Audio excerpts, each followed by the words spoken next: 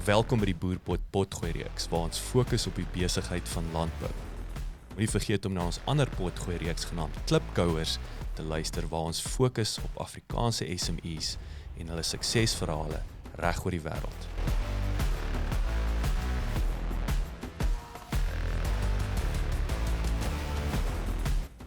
Farmers are often seen as stubborn and set in their ways.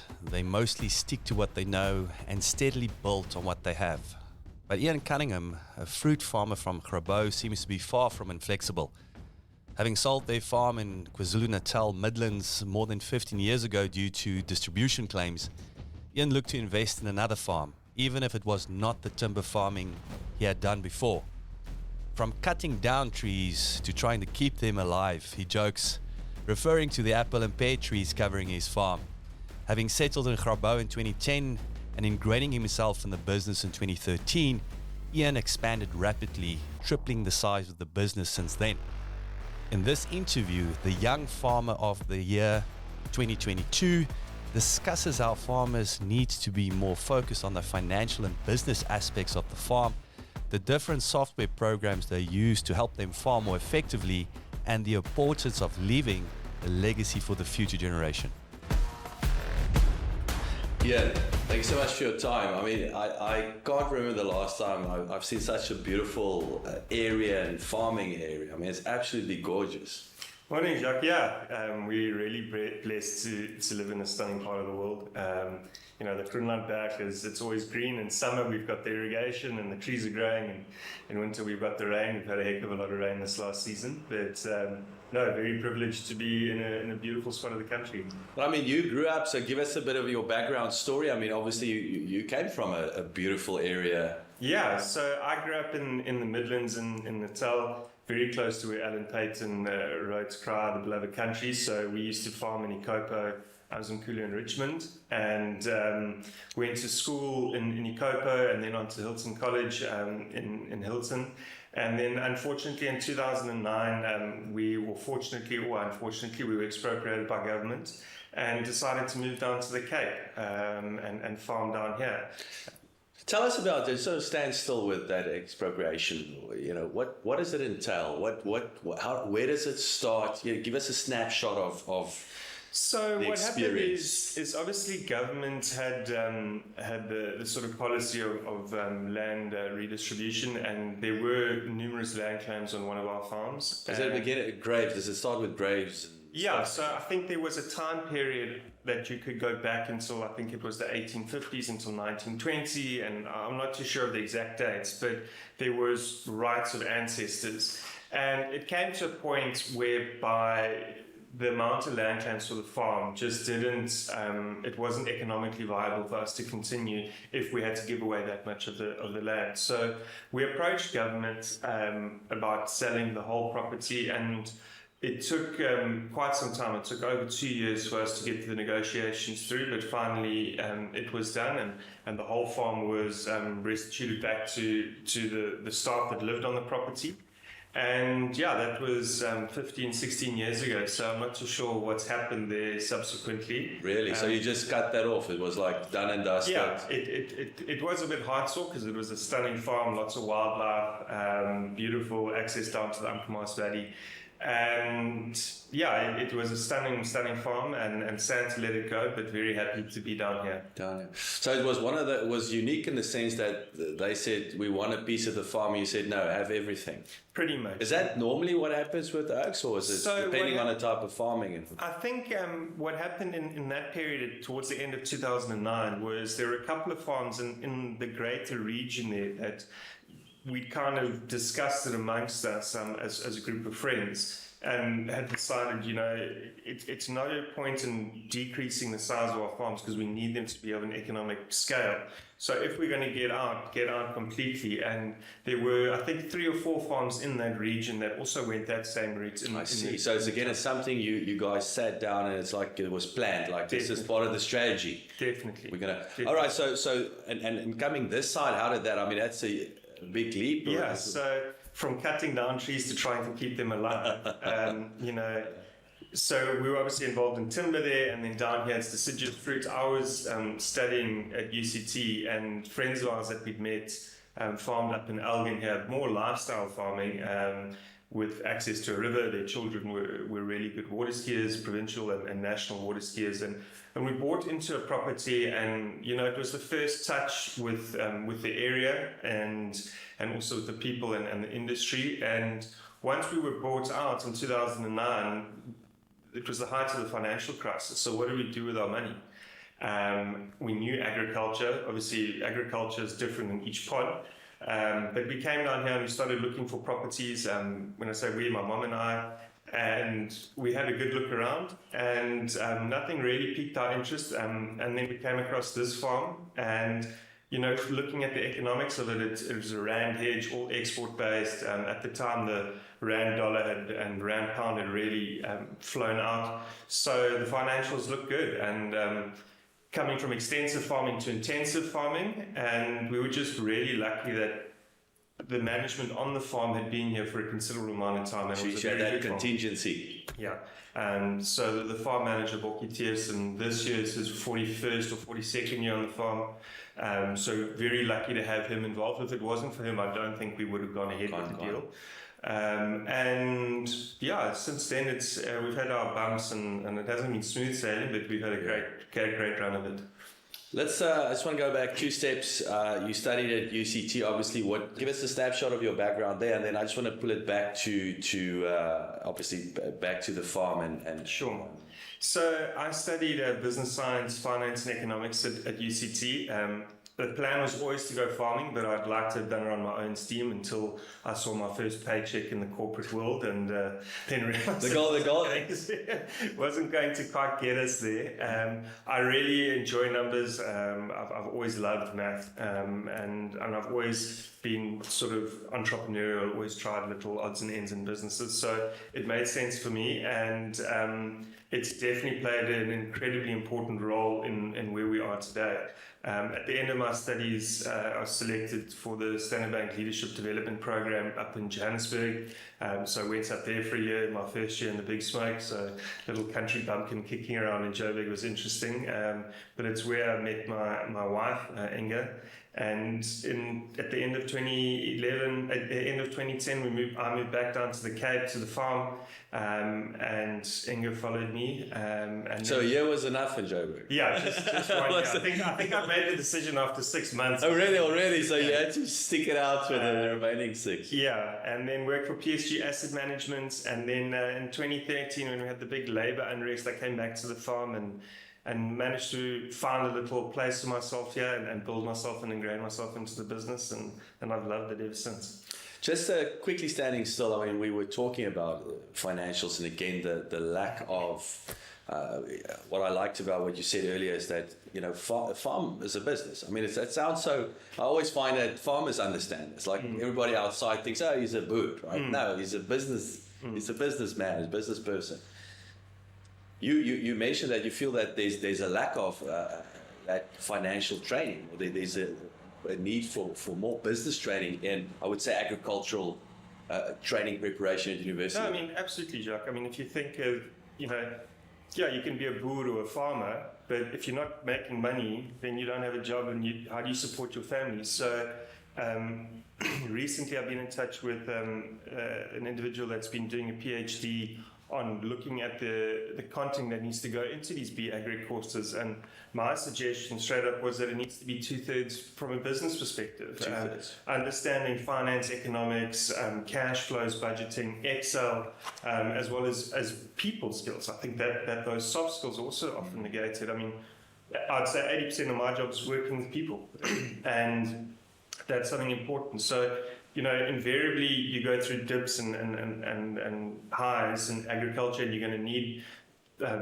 finance facilities. And, unless you've got a strong economic and financial background, or the books, don't claw, the bank's not going to help you. And at the end of the day, we are in this to make profit so that we can live on the land, so that our family can enjoy their life and, the fruits of our labor. So there has to be a strong focus on the technical side of finance. Again, it's a business. It's not just farming. It's it's your home, it's your business, it's your family, it's your everything. But what is your experience as far as I find? I think I don't want to single out farmers. Let's say business owners rely too much on what the accountant says. No, I agree, because that shows the lack of understanding. Because if your accountant, you could have the most brilliant financials, but it doesn't come through in cash flow, so and then there's debt covenants and what have you. So it's imperative that you understand your full business picture in terms of finance, your cash flows, your management accounts, budgets, that type of thing. And if you don't, you're going to find yourself in trouble. Maybe not in a good year. We had a couple of years where we were cash flush. It wasn't an issue. But it's when you start getting in the downturns, if you are not sharp and on top of it, it can spiral really quickly. It's going to catch you out. So okay. So you came back 2013. So let's talk about the business. What type of farm is it? What do you farm with, and why? So Fine Farms, it's a 160 hectare farm in Grabouw, of which 120 is planted. If we break that down, 13 hectares is vineyard. At the moment, less than 4 hectares is pears, and then the balance is apples. It's the reason we've got the mix is obviously you can't plant all your lands to apples. Pears can tolerate a little more sort of iffy soil, waterlogged soils, and then grapes. I mean, hulle aren't great. You can plant them anywhere. Oh, really? And it works well for us. I know a lot of people discount wine grapes, but Grabouw's got a great brand in terms of the quality of the grapes that we produce. And is it for export purposes? It's for wine grapes. I see. So Yeah. So we sell to 2 local sellers, and they produce the wine. I'm just a grape farmer. I make 2 barrels of wine for ourselves on the side, but I'm not interested in getting into wine branding and selling. And so that's the production unit. And then in 2020, so at the height of COVID, we decided we wanted to expand, and we bought 2 farms. One was just our neighbor, which was strategic for water reticulation, and then the other was a 1,800 hectare farm that we bought in Vliesdorp from Crooks Brothers, called High Noon, and that was a big deal for us. I mean, it's a publicly listed company that we bought from. There was a massive due diligence done, and it's 10 times the size of this farm, and then on production side it's sort of twice the size. So we tripled the size of our business in COVID. Getting back to finance, that didn't materialize into tripling the revenue. It definitely tripled the costs. And then unfortunately 2 tough years, but I think we're coming out of that slump now and cycle. So this last season's been an interesting one, and definitely moving in the right direction. We were joking in an interview yesterday that everybody makes money in year 3, right? Well, let's hope so. It sounds like year 3 you'll be okay. You'll be okay. The spreadsheet said. Why? I mean, it's massive. I mean, 10 times. Why that strategic move? Why they? What's so? And if you compare the 2 farms, what are your? A couple of things from a strategic point of view. I mean, if we go back to who owns the business, it's the family trust. Why are we doing this? So I'm one of 3 children, and this farm could comfortably support us and my mom, no problem going forward. But the next generation, I've got 2 boys, my sister's got 2 kids. And so this really is, it's a legacy. Absolutely. So, if we want to ensure that they can go to the best schools and go to university and live the life that we've lived, we needed to expand. So that was the one thing. We wanted to increase the size of the business. We also didn't want it to be right next to the farm, because a hail event, a storm event, you need a bit of diversity. And then the third thing was that at the time was quite a big topic, was encroachment and water rights. So Grabouw is a really water strong area, and we supply the city of Cape Town with water, but that draw is becoming more and more of an issue, in my opinion, and I know it's a lot of opinion of the farmers around. And then we've also got the local sort of, I don't want to call it squatter camp, but there's a local encroachment of a village And when we looked at High Noon, when we were presented with this deal, it's completely isolated. It owns its own source of water and more than enough water for all the hectares. So it ticked a couple of boxes. It was just the price point and size was almost too big for us. But after a long due diligence and negotiation, I think we got a good price and a good deal. And is this where you want to? We'll talk about suppliers later. I mean, if you want to, I think I suspect that obviously this is the property you bought. Yeah, High Noon is the property you bought. Yeah. So this is fascinating. I mean, I don't want to stand still with legacy. I mean, is that something that where is that awareness that this is important? I mean, and again, it doesn't go without saying. I mean, I know farmers that they don't think like that, or it's like the one brother has to go and work corporate, and Joburg's no, there's can't afford to have both of them. So where does that mindset come from? I think it was. I mean, I can't identify exactly where it came from, but from a farming point of view, I've always been someone that believes that what we've got here is to share. We always have friends over on weekends. I mean, everyone says farmers have big houses. There's reasons, because we want people to come and share. Yeah. So, I mean, there's not a weekend that goes by that we don't have people. And for me, it was that sharing model. And, the next thing is that the kids should all benefit. So I don't see myself as the managing director. I see myself as the custodian, trying to play the piano to make sure that the kids have all got instruments going forward. And to give them the quality of life that I had, because as much as we moved around through a lot of farming areas, farming is farming, and we just had a whale of a time living off the farms and going hunting or going fishing or just walking. It's just a place of security and beauty. So that's the way I see it, and I think a lot of farmers in our sort of generation are really looking at the legacy effect. Something that we've had a discussion with, or a point around is family constitutions, and a group of us have, started challenging each other and throwing ideas. Why are we getting bigger? Some people say, no, because I just want to be bigger. Well, that's not good enough for me. For me, it's, we want to get bigger so that we can do this, we can have economies of scale, so that the kids can go to UCT or go to Harvard or whatever. And that's the discussions that our sort of age group, the 35 to 40 age group, are starting to have now, because we're all starting to have children, which is great. It's very, very interesting.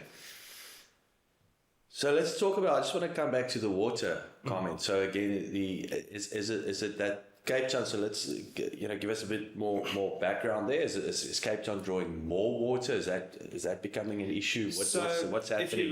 If you look at the semigration from Joburg down to the Cape, there's an incredible influx of people into the Cape, and that coupled with the drought years from 17 to 19/20, there was.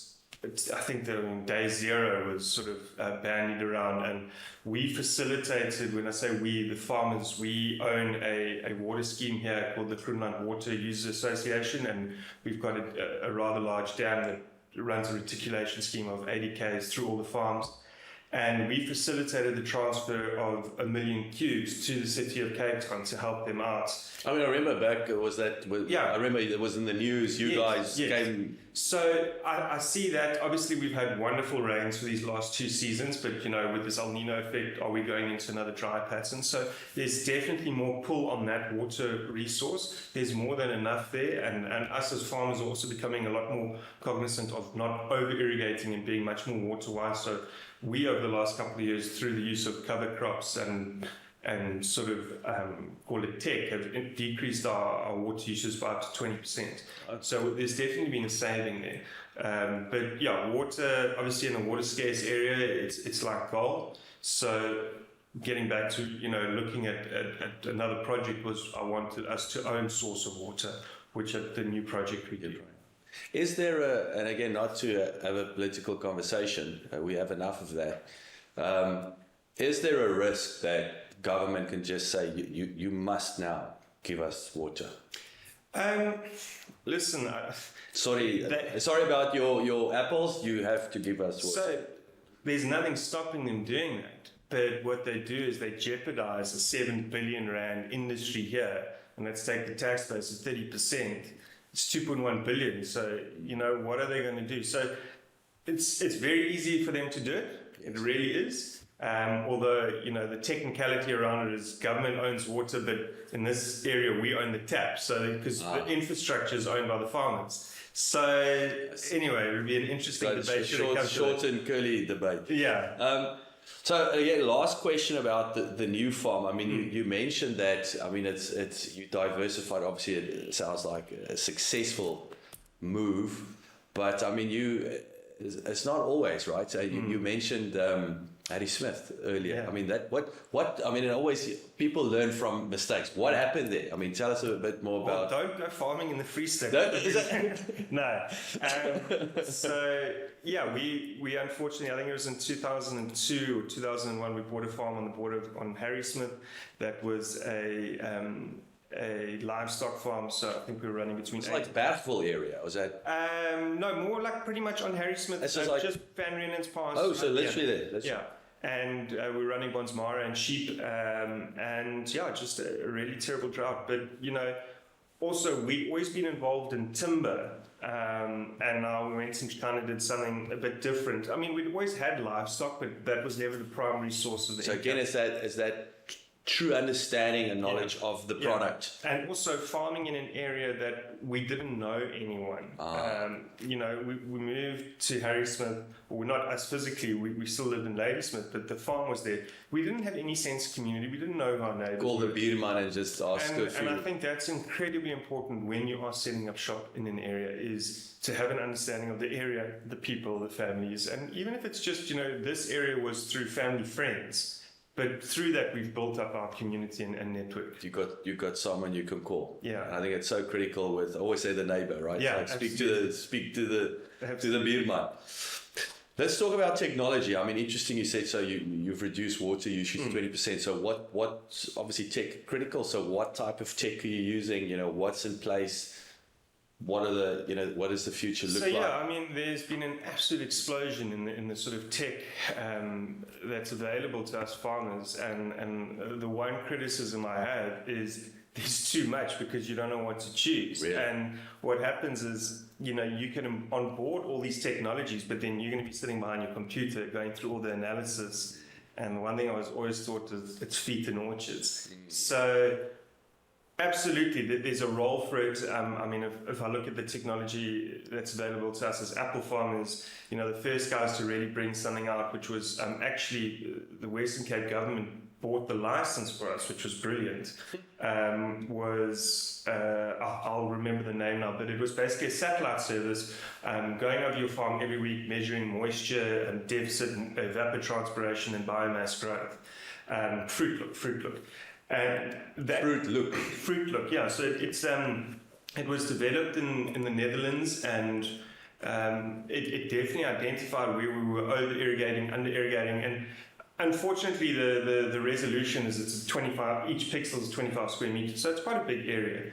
But it definitely showed us where we had variations in our irrigation blocks. So that was the first. So it's almost like a broad precision farming, yeah, at a smaller scale. So, and this was 7-8 years ago. And then obviously there's aerobotics that came in with drones, and absolutely, definitely a place for them in your business, in terms of looking at yield patterns, looking at vigor and growth throughout the block and variation, potential deficiencies in minerals. Then we've also got RimPro, which is a weather forecasting station that's also based out of Belgium, that can predict our moth flights, our sort of fungicide spray efficacy that we need to cover. So there's a lot of these. Another one that's been brilliant is it's a scanner, an EMI scanner that we take over the soil when we develop a new block.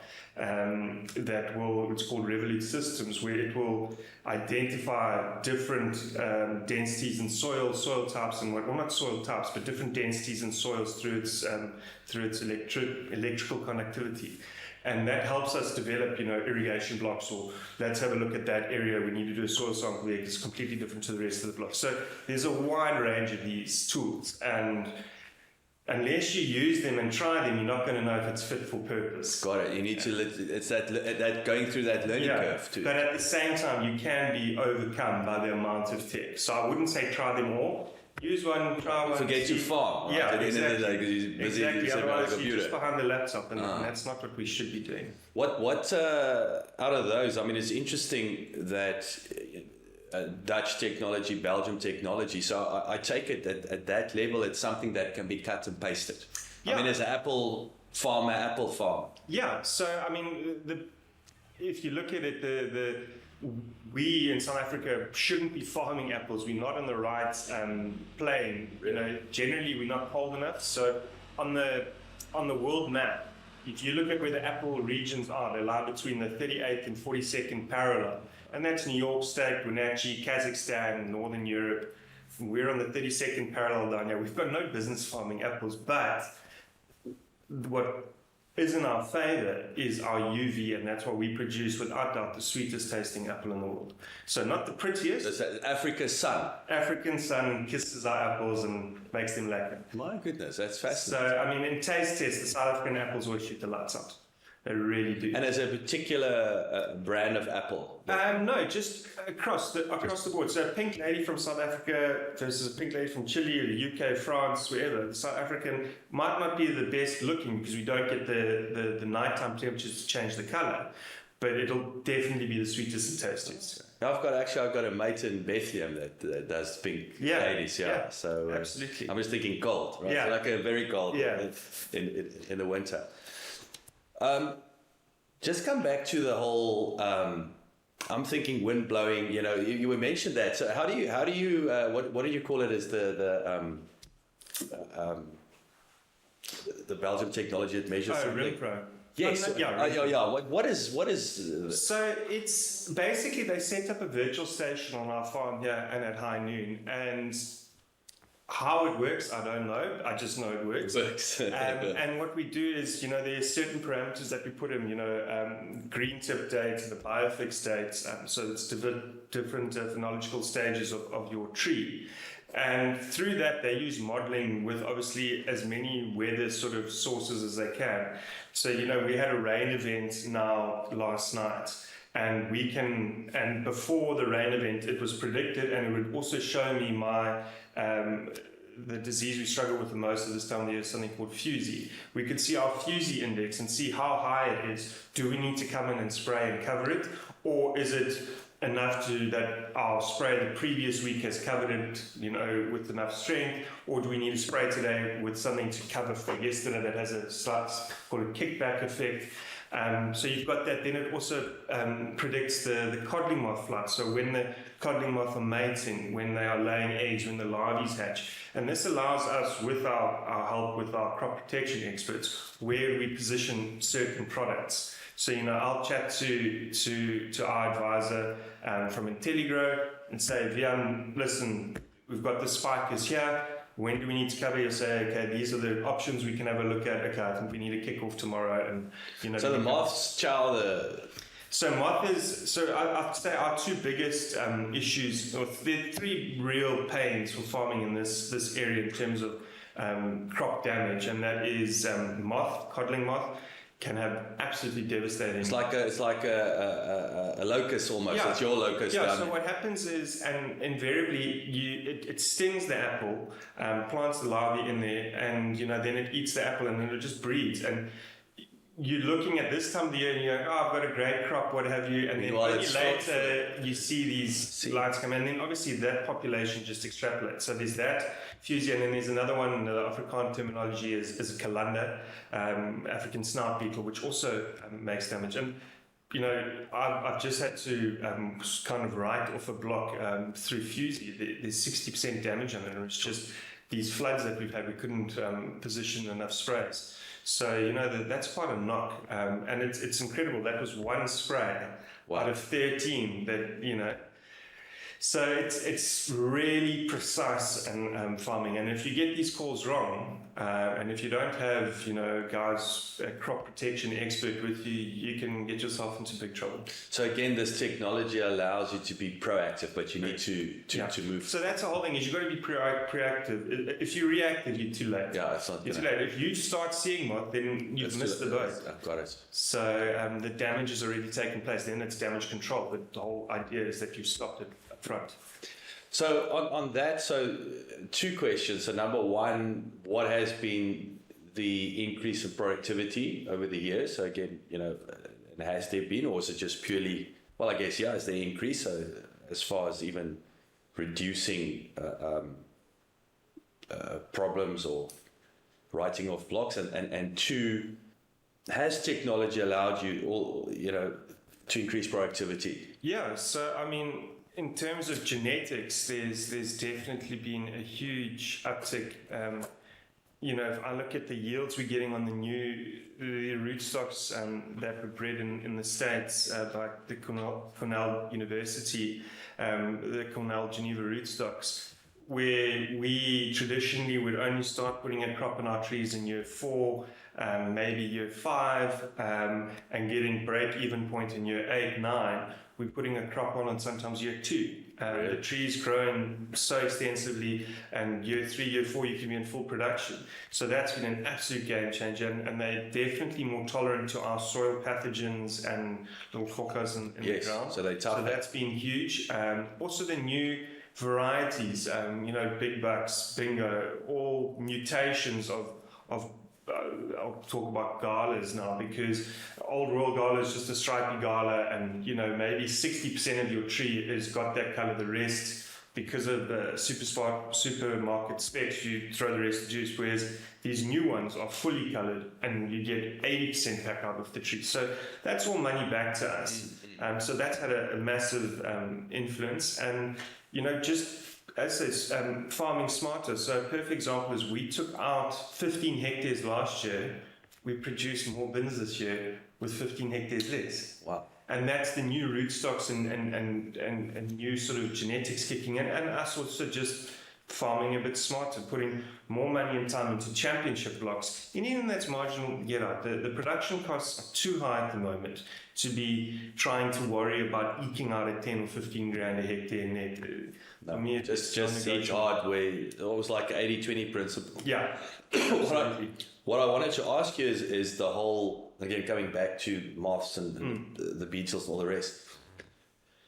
The world is green crazy. I mean, as far as your fertilizers, all that. What does that look like? And the spraying and all, and impact on export. Is it getting harder, trickier? What does that look like? So absolutely, I think what we're seeing is actually trade wars by foreign governments / supermarkets by limiting the amount of chemicals or what chemicals we can use, and that's protecting their own growers.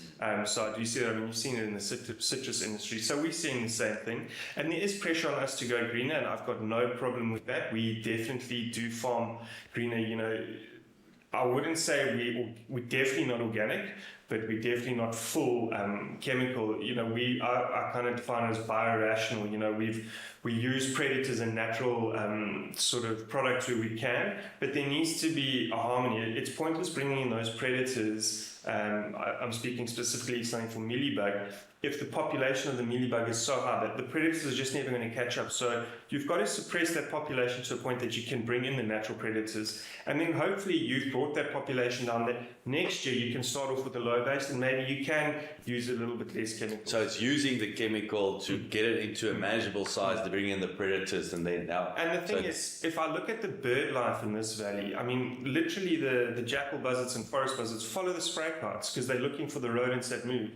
And we've got otters on the farm. If this was a compromised ecosystem, it wouldn't have be. Yeah, I see. And the raptor life here is next level.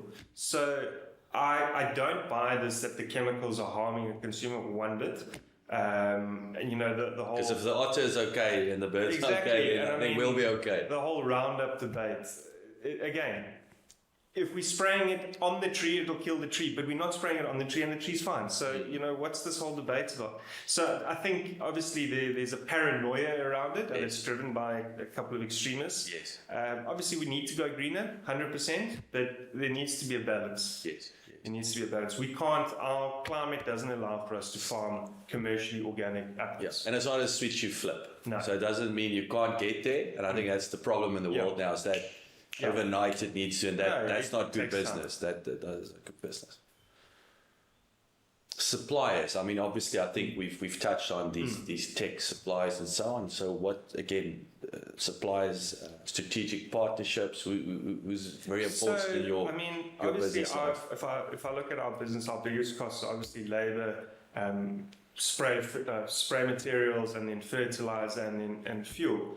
And we partner with Intelligra and a couple of other companies, service providers, and get their advice. We can't just order the product and spray it. We need a recommendation. So you need to have that advice component. So that's important. The same applies with the fertilizer. I think they're critically important to our business. And like one thing that kind of drives me mad is, on the BE scorecard, these guys get a massive rating, but these are companies that don't have massive BE holdings. Intelligra, if you can show me fuel companies that have got a good BE rating, then I'll go. But there aren't any, and that's 50% of your scorecard is suppliers. Really? 50%, and then your social spend, I think, is less than 10%. So there's a massive unequal weighting, and it's unfair on them as well. Because they're not. I mean, a lot of these companies, especially if they tech, it's not a labor-intensive business, right? Yeah. So it's more brain-driven. And again, is that something? How do you negate that? Do you sit down with local government representatives, or is that not a conversation you can have? It's not even a conversation you can have, because I am yet to find a, call it fertilizer or spray material company that is shooting the lights out with its BE score, and until that happens, I'm not going to, and I'm also not going to compromise myself for an inferior product to go a box. Yeah. Is that, I mean, from I guess a message to suppliers out there? I mean, that is a serious strategic advantage if they can do it responsibly. It's correct. Yeah, not like say compromise, but that's something that needs to be worked on, or an opportunity in it. Yeah. I mean, as I say, if I look at fuel, you've got Shell, Engine, call it BP, and Caltex. Which of those are, I've got to go find another supplier. Well, no, it doesn't make sense. Absolutely. Are you comfortable talking about the bank example? Yeah. So tell us about, you're talking about suppliers, right? Yeah. So, I won't mention names. I've actually had great service from the bank that we're with, but a question I had for them is, we embarked on this enormous expansion deal, all in over 100 million. And the term for the project was 12 years. And my question to them was, but listen, this is a development. Surely, when you guys fund high-rise buildings in Cape Town or home loans, it's 20, 30 years. Yeah. And the answer was no, it's 10 to 12 years. And it's something I do not understand, because a home where I've got a bond over that doesn't generate an income, I can get a bond for 30 years. But on a business, I can't. And let's be honest, if in these last 2-3 years where it's been really tough, having the delayed payment mechanism would have helped us through. And obviously no one wants to farm with that amount of debt, so you'd accelerate the payments once they come in. So I just think it's very odd that farming is looked at very separately when it's still property effectively. That's why they loan you the money anyway. It's because you have the value in the property. What is it? But again, what does that look like? Are you sitting? Is it agriculture department in banking, or is it the business bank? What is so it? It feels like that's they removed the two. And we're having this conversation. I think we fall under corporate investment banking and agri, but it's almost like a disconnect. Yes. Because let me tell you, Anglo, when they go and mine, they get money for 20, 30 years. Yes. I'm not saying I'm an Anglo, I'm the petty cash box of Anglo, but farming is long term. Show me an agricultural project that takes 10 years to turn it around. It's impossible. And we're not going to miss that by much. If we didn't have these 2 tough years, we would have turned this project around and been in the green. But agriculture is long term. I mean, that's why we talk about generational legacies. So if I'm talking about a legacy for my children, then they must understand that I am a generation. So they should actually be banking me for my generation. And in this type of project, it's 20, 25 years. So again, it sounds like there's an opportunity for a different kind of financing, and it's not going to be the bank. I mean, again, I'm assuming they just see risk everywhere when they see agriculture, or it's just risk, which again is yes and no. I mean, there's track record, right? Can this oak farm or not? No, I think he's third generation. I think he's all right. You know, I don't know if it's from a risk perspective. You know, that they're concerned about government taking farms again or this or that. But you know, if that's the case, then surely they'd also be concerned about mines and high-rise buildings and stuff. You know, you take away farming, the whole country implodes because we're the cornerstone of everything. So, I don't understand it. I mean, even split the finance model. There is the land and then there's the overdraft. And if it means that we've got to go someone else for the 20-year finance for the land and they get the overdraft, so be it. But there needs to be a change because these horrific sort of figures that you have to spend will pay back every month. Yes. I mean, that actually is a recipe for disaster, putting a business under unnecessary cash flow pressure. Very, very, very interesting. 3 lessons. Well, it can be 4 or 5. So if you look back now, you know, life and business, you know, if you've got your light here, you know, your grandchildren, you know, what would you say is very important to look at or keep in mind? Don't compromise on quality. I planted inferior trees once and they didn't perform like I wanted to. Did you know they were inferior, or were they cheap? What is it? It's what we were used to, and we kind of. It's also you're a taker. You have to take what you get given. And anyway, we planted these trees, and for 5 years we struggled, and eventually I said rip them out. Then what we did, so the orchard never got into production. Then about a year later, I got trees and they were inferior, and I pulled them out immediately. And I said, listen guys, I'm not paying for those trees, I want new ones, replace them, do it properly. No, we can't do it next year following it. I said, I'll wait. I'm not going to... And again, this last year, there were trees that weren't big enough in my books. I cancelled, I'd rather wait. So bide your time, make sure you make the right one. If you're going to do something, do it properly. So that's the biggest lesson I've learned from this, because you know you're spending almost 700,000 rand to establish a hectare. Don't compromise it on the tree quality, because that tree's going to be here for 20, 30 years. Make sure it's the right strain, make sure it's the right rootstock, planting densities, all that. So I'd say don't compromise. And if you're going to do something, do it properly. Don't do it half-assed. I'm a big believer in doing things right first time. Rolls Royce, do everything the best. And I think the lesson, sorry to interrupt you, I love your legacy, again, thinking of the family, your grandchildren, the bigger picture. And again, accountability, being surrounded with like-minded neighbors and farmers and friends that think like that. Yeah. And I think also just, be yourself, but don't be scared to learn from others. I think, the most remarkable story that we're all aware of is a guy like Siya Kolisi. Was he picked on merit? Was he picked because he's black? Is he the best player? But let me tell you, he is certainly the best leader because he allows others to lead with him. And I think that is the biggest thing that I learned with leadership. Is if you are strong enough in yourself and someone is better than you, take their advice, don't try and domineer them. And that means you're comfortable in yourself. So if someone's better than you in something, call them and use them. So be humble in that regard. But also be strong in your beliefs and your convictions. But don't be someone that wants to dominate everything.